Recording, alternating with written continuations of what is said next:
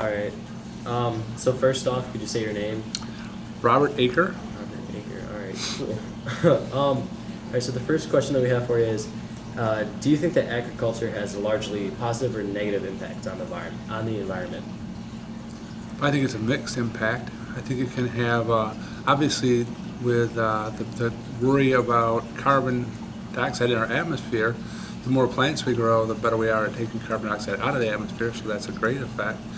But depending on what kind of problems we have with pesticides and what kind of things we do with water, because of the large draw on water and what that does, there are some things that can be damaging. So I think it could be positive and negative. There's both things, and it really depends on.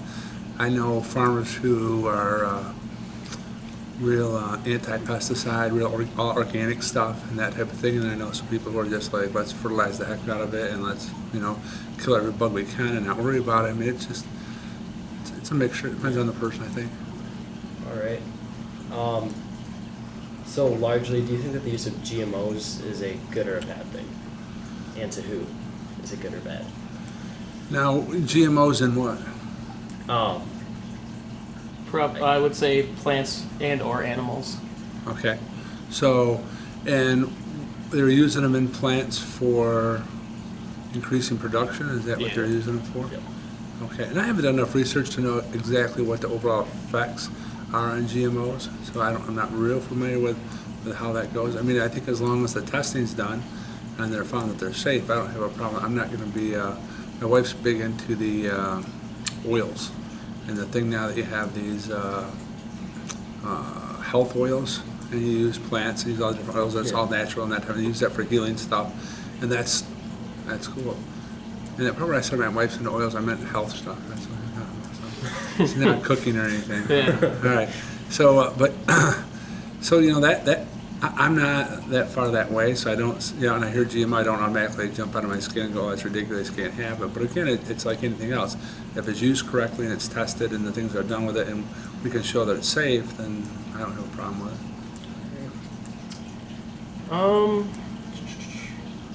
Do you think that animals are mistreated in the agriculture industry, and how do you think they are mistreated, if they are at all? All these questions are the same. Yes, I think they are, and no, I think they aren't. Okay. I mean, if you go to some slaughterhouses, and I've been to a few, where the animals are held in tight pens and they're squeezed into places and they're euthanized in a not very humane manner necessarily, and the people think it's funny. And I mean, if you do it day in and day out, it's hard not to. If you take it personally, it really would be a hard thing to do, and somebody's got to do the job to feed everybody, so it's a tough job. But there are also people who do it very well and humanely and clean, and the things are done the way they should be. So are sometimes animals misused? Yeah, without a doubt. I've looked at chicken farms before, chicken ranches, and they have chickens in little pens that are just big enough for the chicken to fit in, and it's got a food in a water bowl, and they sit and they eat their food, they eat their water. Some guy comes through every day and adds food and adds water. The chicken is in a wire pen, doesn't get out and walk around, lays the egg falls into a trough, runs down a conveyor belt, and somebody collects all the eggs, and the chickens stay in there. When the chickens quit putting out eggs, and they know who's putting them out, when they quit putting out eggs, Campbell soup truck pulls up and then that chicken goes away. Is that humane? Being cut in a little pen like that, not doing that, I don't know, but they're chickens. So I'm not a big animal rights guy. I don't think we should abuse them, and so that probably is a rough situation, having them like that, and it probably would be on the edge of what I would consider acceptable. But at the same time, I still think animals aren't humans, and we have to make our choices as to how, if we're going to continue to eat animals, or, Okay. What do you think the difference between corporate and family/local farming is? If there is a difference at all. I think it's really hard to have family farming anymore, because I just don't think there's enough money to be made in it at a small level.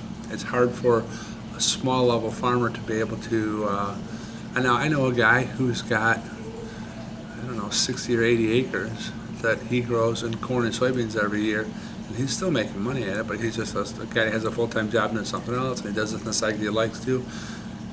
If you had to be your full-time job, it would be really hard to do that. I mean, you can farm as a hobby, I think, somewhat, but if it's your full-time job, you kind of have to get big to be able to survive at it, just because now that it's gotten so big like that, and it's so costly for all the the mechanical and stuff that there is to have to use for it. That's a concern. I mean, for me, family stuff is growing a garden at home and doing some things like that, and that's around still. And people say not as much as they used to, but it's still around there. But otherwise, it's big time. I know I hunt, and where I hunt, a lot of times there'll be one guy who owns like 1,000, or at least leases up thousands of acres, and he's responsible for the land all around, all over the place. And there just isn't the small family farms anymore there used to be. All right.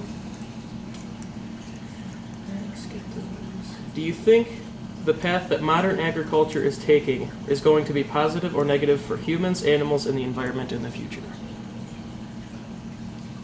I think it's going to be positive because I think it's regulated, closely watched enough. There was a time when things got a little out of hand and everybody just did whatever they wanted to do, and there wasn't much regulation to it. And I believe some regulation is good, that we have to keep an eye on things so that stuff like that doesn't happen. But I also think the advances in science and things that are done can really help us to get better at what we do. And if we're going to survive and keep growing at the rate we do as a population, we're going to have to keep feeding everybody. And what are you going to do to feed everybody? And if you look, it's interesting, if you look at food curves and look at food pyramids, and you go, okay, the bottom level where all the corn is grown at feeds this many cows, which feeds this many humans, and it makes that pyramid. And it's proven that if we could take the cow level out of there and grow just corn for everybody, we could feed a lot more people because we take the cow out of the situation. So what do we do with that? I mean, in a modern science, are we going to get to the point where everybody's going to become more vegetarian and we're going to be able to support more people? That's going to be the big thing for farming, I think, is how do we continue to produce enough food to feed our population? And that's, science is going to have to play a role in there, and how it will come out, I guess, remains to be seen, but I feel pretty comfortable there's enough regulations and controls that it will keep an eye on those things. Okay. Do you think farming is more of a business, being more of or a corporation, or more personal for the farmer and the community, or a mix, or neither? I think it's got to be more business.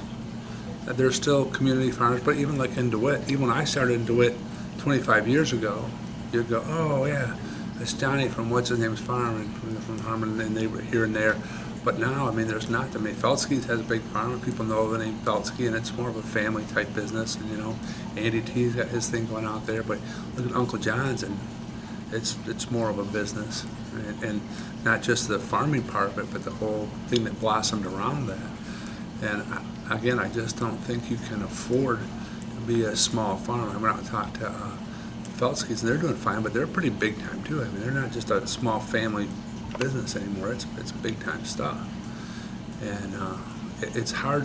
Where DeWitt would have had 20 people that had farms 25 years ago, you don't have that anymore. Full-time people who are full-time farmers now, because the auto industry provide people opportunities, and I had some relatives who could work in the auto industry and then come home and still run their farm.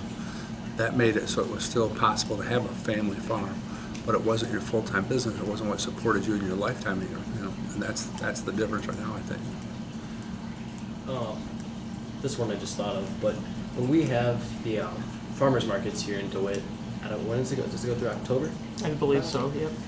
When we have those going on, would you like to? If you don't, or do you prefer to buy food from like a farmer's market, or like go to your Meijer just down the road? I'd like to go to the farmer's market. The thing that you find is, and I think that some of those things are probably healthier because they've done some things than obviously than Meijer, because Meijer, I think, is pretty big scale when you start talking about where they get their stuff from, who knows where it comes from and how it's been treated and what's been done. There's some regulations and some control, but I don't think it's real good. But at the farmer's market, you still don't know exactly. You can assume that it's better. I like going to them because it's a local person and you're helping support a local person, but because the farmer's market can't run every day, and I don't want to buy enough stuff to last that long, Meijer still is a nice option to be able to go to Meijer's as far as a convenience thing. But I like to buy at the farmer's market. I like going there. I like seeing the different things and the different people that are there. This is also one I just thought of. Do you think that the average person walking the streets has a positive or negative look on a farmer? Do they think positively of farmers and agriculture? Do they think that all farmers are trying to kill everybody?